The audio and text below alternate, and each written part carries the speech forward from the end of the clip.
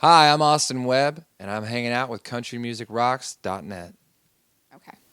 All right, let's jump right in and chat about your new single, All Country on You. Tell us a little about that and give us a background on the song. Oh, you want me to grab it? Oh, Or I don't know. can grab it. Well, no. Here, you can hold it. Okay. All Country on You is a song that was written by Josh Keir, Chris Tompkins, and Mark Irwin, two of which wrote Before He Cheats for Carrie Underwood, as well as Mark wrote Redneck Crazy, and two guys that know a lot about destruction.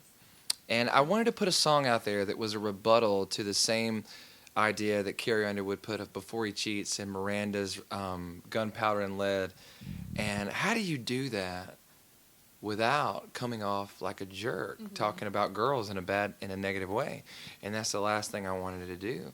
So I was pitched this song from my publisher, and he said, Austin, this is all about your life. He said, this is all a real thing. And I was like, I thought it was going to be a sweet, sentimental song. But it was just a fun, lighthearted song, and it was overly dramatic, which made it extra funny. And the line going, all Carrie Underwood on my truck, hit me, and it hits everybody the same, and it's the reason I cut the song, and I think it's an amazing song. It's a fresh idea. It's got a contemporary sound, and it fits perfectly on country radio right now. No, absolutely. Now, I know you've been in the industry for a little while now as both an artist and a songwriter, and the industry is really starting to take notice of you. How does that feel to have the music industry and fans embracing you, but also, do you feel like this is kind of the year as a turning point in your career? Well, I don't really pay attention to all that much. I hear different stuff all the time from different people, but the main thing I do is just focus on where I'm at today. I try to be mindful of my day that I'm in, and try not too much to think about what I'm doing tomorrow because it might not even be here. So my biggest thing is today, let's focus on how good I can be, and I say thank you a lot. I say thank you, and I just try to listen as much as possible. So that's all I've been doing. Now, you've had the opportunity to be out on the road a lot on your radio tour promoting the new single. How's that been for you, experiencing going to all the stations, sitting down with music directors and program directors, and chatting about your new single? Well, for me, it seems like I've been on a radio tour for the past 3 years. I haven't been off of it, and I don't mind it at all. I've actually requested the label. I said I want to visit these guys over and over and over, because first impressions aren't always the best.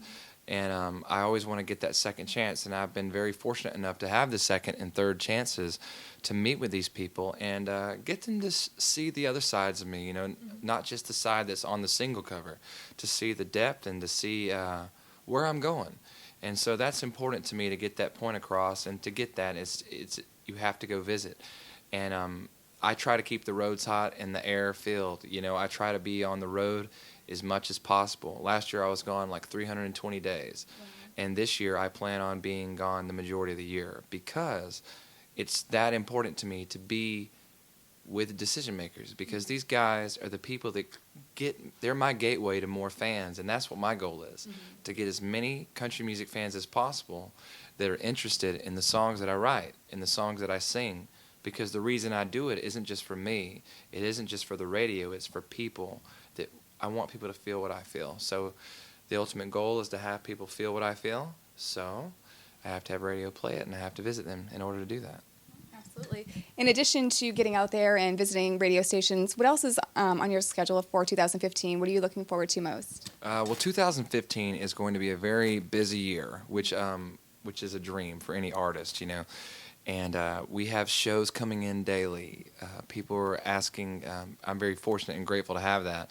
My booking agent keeps getting show offers in and dates coming in, and you're going to see my name in about 10 or 11 point font on a lot of posters this summer out there, opening for everyone, again and again. That's what I do. I'm a show opener.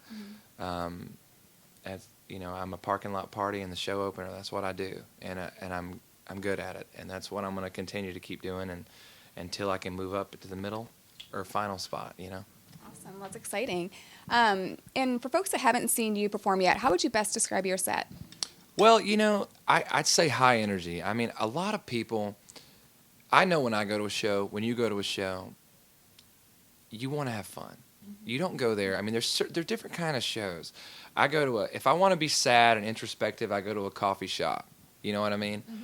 or listening room, but when I go to a show, a country music concert, and there's a stand for beer over here, you know what I mean? Like, I am there for a fun time.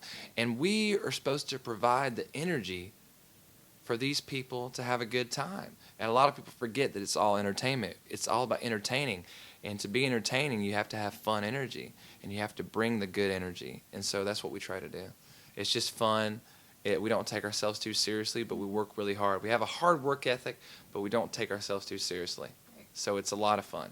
Good balance. Oh, good balance. I think that's important. No, absolutely. If given the opportunity, is there or what one song from any genre other than country that you would love to re-record and put your own country twist on it? Oh, there's so many songs that I'm such a big fan of so many genres of music, especially pop right now is getting really amazing. Sam Smith coming out, you know, what a talent. I've always been a big fan of Katy Perry, even. You know, I mean, there's so much pop, but that song by Hozier, "Take Me to Church," I think that would be really cool on country radio.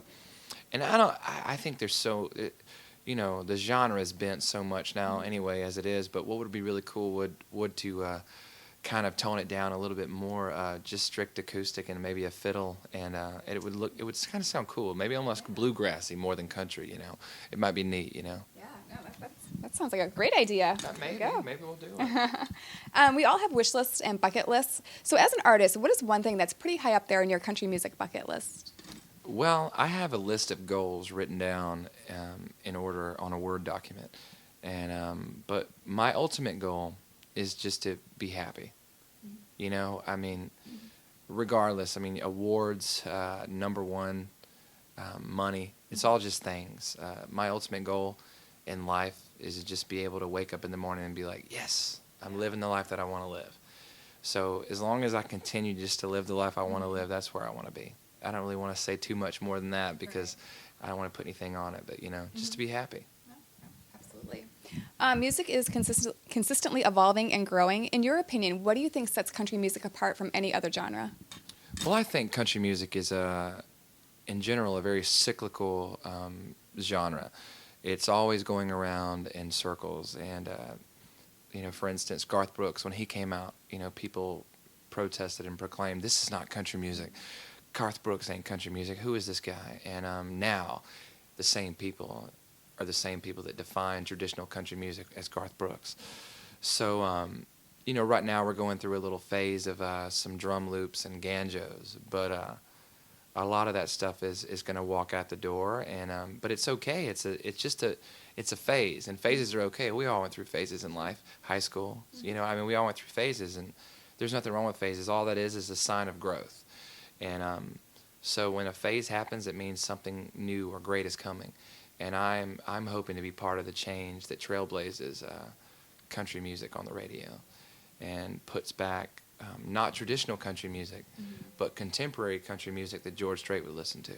Oh, that's fun. Good point. And finally, we're here at CRS, and it's a week all about country radio. What is one song that you remember hearing on the radio that really resonates with you and just takes you back to a certain time in your life? Well, you know, there's so many songs on the radio that take me back. When Daddy Let Me Drive, the Alan Jackson song is always one that I always think of because my dad used to let me drive. I mean, I started driving when I was like 8 years old, you know. In South Carolina, nobody cared, you know. And then I remember we were at a laundromat washing clothes, me and my dad and my brother. And I remember My Maria came on, Brooks and Dunn. And there was a little cat we found, and we named it Maria. Oh. And I remember that. I have so many fond memories of it. That's all we listened to was the country radio. You know, that and old records and Motown and stuff. But I love so much of that. I'm so nostalgic when it comes to the 90s country music, even Earl Thomas Connolly, you know, Keith Whitley. So much great music that a lot of people don't talk about anymore. But it's so good. Yes, definitely. Well, thank you so much for taking the time to catch up with us. We're loving the new single, and hopefully we'll see you out on the road this summer. Thank you. I hope to see you guys soon. Yes, definitely. Alibis ain't nothing she can't see through. No telling